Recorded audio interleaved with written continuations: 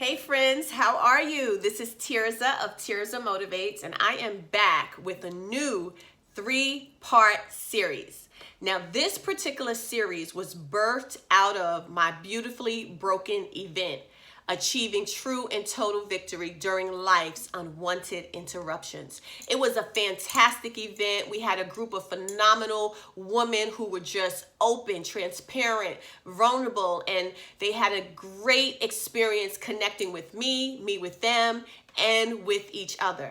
Now, if you missed that event, I am going to give you a very brief summary overview of what that experience was like in terms of what was discussed and what was taught. Now, it won't be the full experience because you were not there, okay? But next time I have something, make sure you show up because there's all good blessing, joy, and favor at a Tirza Motivates event, okay? So let's get to it. Let's get to it right now. We talked about being broken. What does that mean to be broken? We also discussed this idea that there are blessings in brokenness. We talked about the idea of how we grow and mature and become beautiful through an experience of brokenness. So for this first part series, I am going to introduce to you what it means, or walk you through what it means to be broken. Okay, what does it mean when an individual is broken? What causes brokenness, first and foremost? So when we feel broken, we are in a season of the wilderness. We are in the wilderness. And when we feel broken and when we are in the wilderness, we have a crushed spirit. We feel deformed. We feel wounded. We may be grieving or disappointed about what has occurred in our lives. There may be suffering and sorrow attached to that. And what causes that varies. There could be a loss in the family. There could be a loss of a marriage, like a divorce, or a loss of a romantic love. It could possibly be unemployment. It could be sickness. It could be health. It could be an old wound that hasn't been healed yet. There are so many reasons why we can become broken. And during the event, I shared my story of my own personal experiences of being broken. And that's where the event was birthed, from my own brokenness. I went through my own struggle of disappointment. And I experienced the feelings of grief, of sorrow, feeling deformed and wounded or crushed in the spirit. So here's what happens when we reach a place of brokenness, or we end up in a place like the wilderness.